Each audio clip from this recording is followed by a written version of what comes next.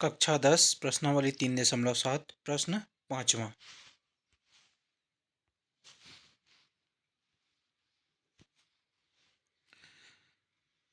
एक त्रिभुज ABC में कोण C बराबर 3 कोण B बराबर 2 कोष्टक में कोण A धन कोण B है। त्रिभुज के तीनों कोण ज्ञात करो।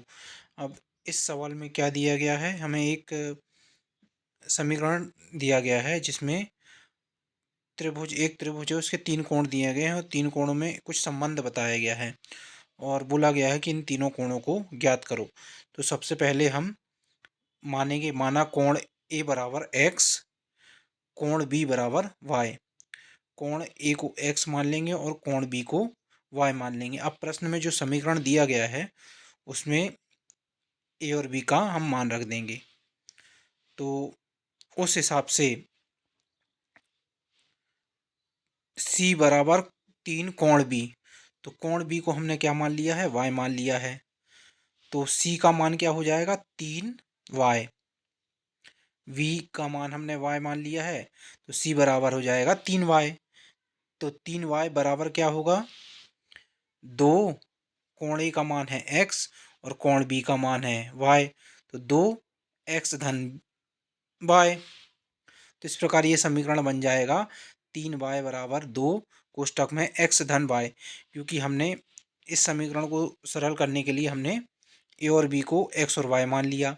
ए और बी को जैसे ही हमने x और y माना तो इस समीकरण को हम इस प्रकार से लिख सकते हैं, क्योंकि सवाल में ही हमें दिया गया है कि कोण C है वो 3 कोण B के बराबर है, मतलब कोण B का 3 गुना है कोण C। तो कोण B को हमने y मान लिया है, तो कोण C हो जाएगा 3y, क्योंकि वो 3 गुना है ना कोण B का। और उसके बराबर क्या दिया गया है, 2 गुना किसका, कोण A और कोण B का योग का 2 गुना है कोण C। तो 2 कोष्टक में x धन y।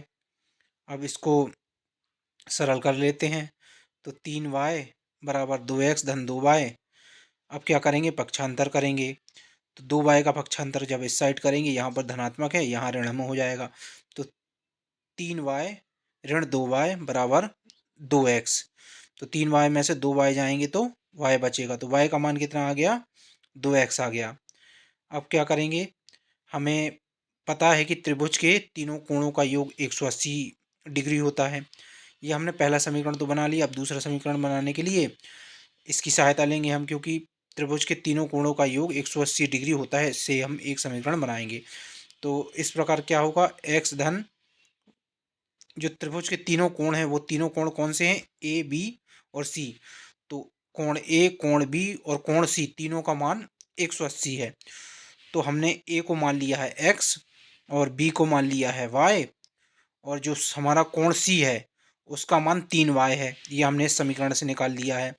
तो इस प्रकार ये समीकरण बन जाएगा हमारा कि x धन y धन 3y बराबर 180। क्योंकि कोण ए का मान x माना है हमने, कोण बी का मान y माना है, और जो कोण सी है उसका मान हमको 3 कोण बी दिया गया है, मतलब कोण बी का 3 गुना। तो कोण बी का मान y है, तो कोण सी हो जाएगा 3y। अब यहाँ y और 3y जुड़ जाएगा तो 4y हो जाएगा। तो x धन 4y बराबर 180, ये हमारा दूसरा समीकरण आ गया है। अब जब दूसरा समीकरण आ गया है तो हम दोनों समीकरणों से x और y का मान निकाल लेंगे। तो इसके लिए क्या करेंगे, समीकरण 1 से y का मान समीकरण 2 में रखने पर, समीकरण 1 में क्या दिया गया है, y बराबर 2x, ये हमने निकाल लिया है। तो अब इसी को समीकरण 2 में रख लेंगे। समीकरण 2 हमने क्या निकाला था, x धन 4y बराबर 180। तो y की जगह हम 2x रख देंगे। तो ये हो जाएगा x धन 4 कोष्टक में 2x बराबर 180। तो 4 का गुणा 2 में होगा 8x हो जाएगा। ये x धन 8x बराबर 180। x और 8x जोड़ के हो जाएंगे 9x बराबर 180। 9 का पक्षांतर जब इस साइड करेंगे तो ये यहाँ गुणे में है, यहाँ भाग में हो जाएगा। तो x बराबर 180 बटे 9। 9 से जब 180 में भाग देंगे तो इसका मान आ जाएगा 20 डिग्री।